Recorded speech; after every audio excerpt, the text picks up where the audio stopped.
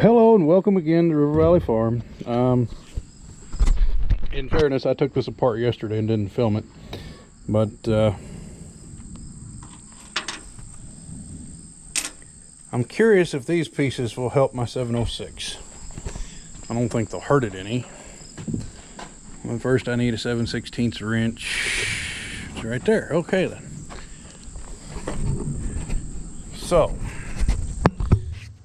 try and set you guys where you can see what I'm doing. I'm going to take the carburetor apart.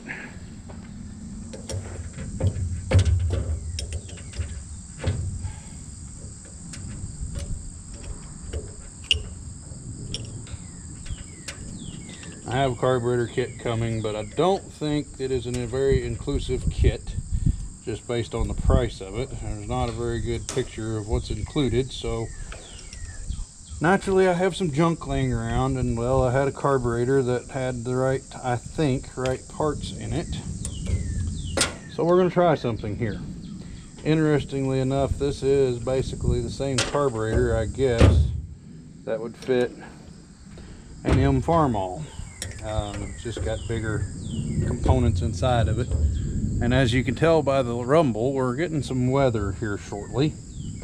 So I need to be quick before it rains, and then I have water in my carburetor to boot.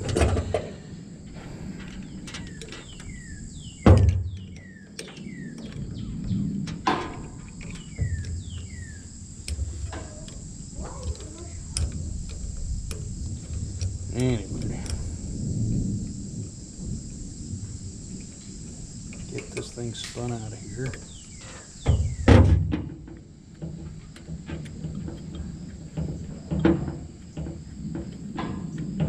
Maybe, if I can anyway, we'll get this thing spun out of here.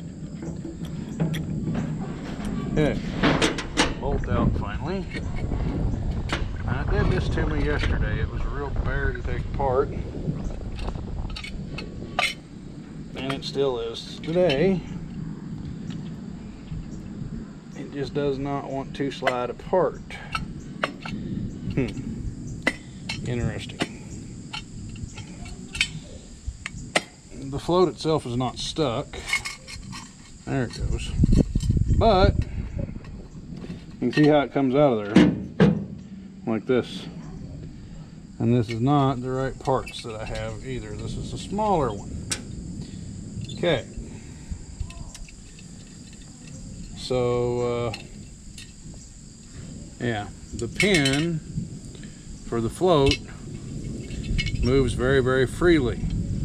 So like you could drive it, you know, in theory, you take off over a side hill or something, and it could shift out of its bore here. I don't think. That might be the right pin. Just by looking at it, it appears to be slightly larger. I don't know how well you guys can see that, but it appears to be slightly larger, or at least not as polished.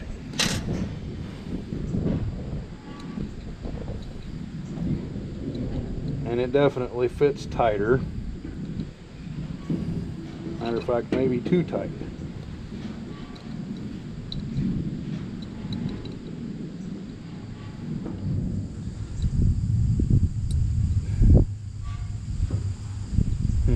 I think if I can get that in there, that'll solve my problem with it floating out. Where'd the needle go? It does have one of these rubber needle tips that I'm not a fan of, but anyway, I don't have anything else to put in there at the moment. I do have some crud down in the seat there. That screwdriver's not going to work.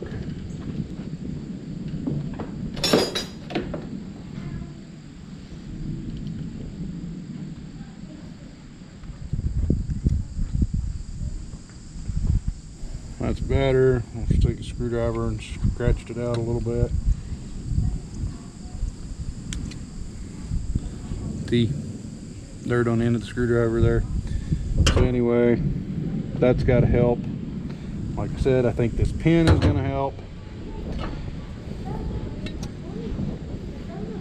Don't forget this thing, it won't work at all without that.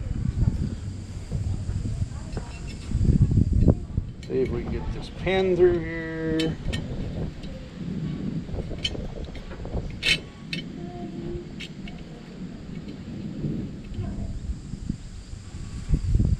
It's a much tighter fit, so it can't be any worse, or at least I wouldn't think.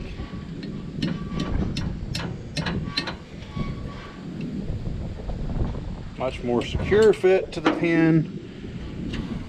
But anyway, like I said, this one was actually falling out of this little clamp piece here, whatever you want to call it, bracket, and I think that was letting the float fall the wrong way. So anyway, just a quick test, make sure your float's pushed up, can't get any air out of it.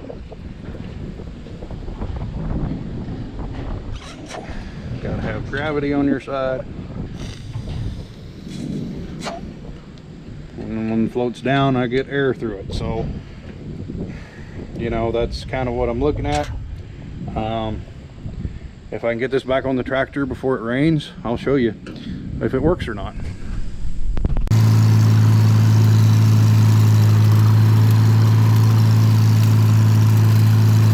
Yeah, I think we fixed it.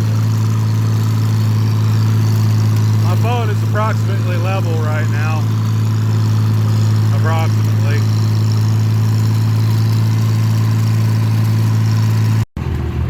Alright, so yeah, I think it's fixed good enough to mow hay with. It'll run on that grade, it'll mow hay, so that's the main thing.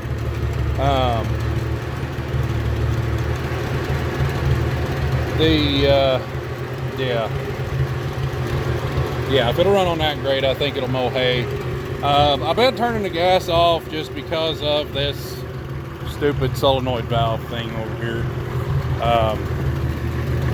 Yeah, I know they're unreliable, and sometimes they work, sometimes they don't. Basically, this guy right here works pretty good otherwise, so still need to adjust on the park, but I'm not too worried about it for hay season.